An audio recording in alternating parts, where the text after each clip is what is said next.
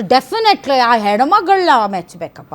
ಒಂದು ಹೆಣ್ಣುಮಗಳಾಗಿ ಮೋದಿ ಅವ್ರನ್ನ, ಅಮಿತ್ ಶಾ ಅವ್ರನ್ನ, ಇಡೀ ಸಚಿವರುಗಳನ್ನು, ಇಡೀ ಒಂದು ಕೇಂದ್ರ ಸರ್ಕಾರದ ಫೋರ್ಸ್ಗಳನ್ನು ಎದುರಿಸಿದ ರೀತಿ ಇದೆಯಲ್ಲ, ವಾವ್, ಶಿ ಈಸ್ ಡೈನಾಮಿಕ್. ಅದೇ ಹೇಳ್ತಿರೋದು ಮೇಡಮ್, ಡೈನಾಮಿಕ್ ಅವ್ರನ್ನ ಎದುರಿಸಕ್ಕಾಗ್ಲಿಲ್ವಲ್ಲ, ಹಿಂದೆಯಿಂದ ಅವರ ಸೀಳ್ ನಾಯಿಗಳನ್ನ ಕರ್ಕೊಂಡು ಆಯ್ತಾಯ್ತು. She is very very dynamic. ನಾನು ಹೇಳ್ತಾ ಇರೋದು ಯಾರು ಸೋಲ್ತಾರೆ ಯಾರು ಗೆಲ್ತಾರೆ ಅದು ಬೇರೆ ವಿಚಾರ. ಡೈನಮಿಸಮ್ ಅನ್ನು ಯಾವುದನ್ನು ಗುರುತು ಮಾಡ್ತಾರೆ? ಯಾಕೆ ಯಾವುದಕ್ಕೆ ಹೆದರ್ಲಿಲ್ಲ?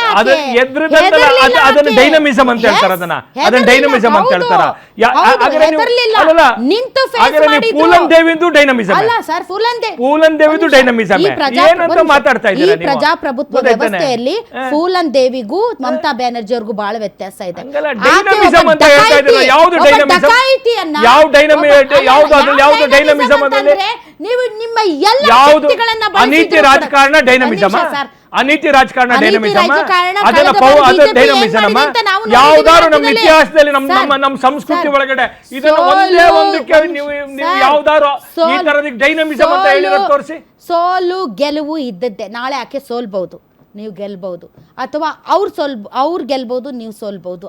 ಆದರೆ ಒಂದು ಕೇಂದ್ರ ಸರ್ಕಾರದ ಇಡಿಯಾಗಿ ಎಲ್ಲ ರೀತಿಯಾದಂತಹ ದಾಳಿಗಳನ್ನು ಎದುರಿಸಿ ನಿಂತು ಎಲೆಕ್ಷನ್ ಅನ್ನ ನಡೆಸಿರೋದು ಡೆಫಿನೆಟ್ಲಿ ಡೈನಮಿಸಮ್ ಅದು.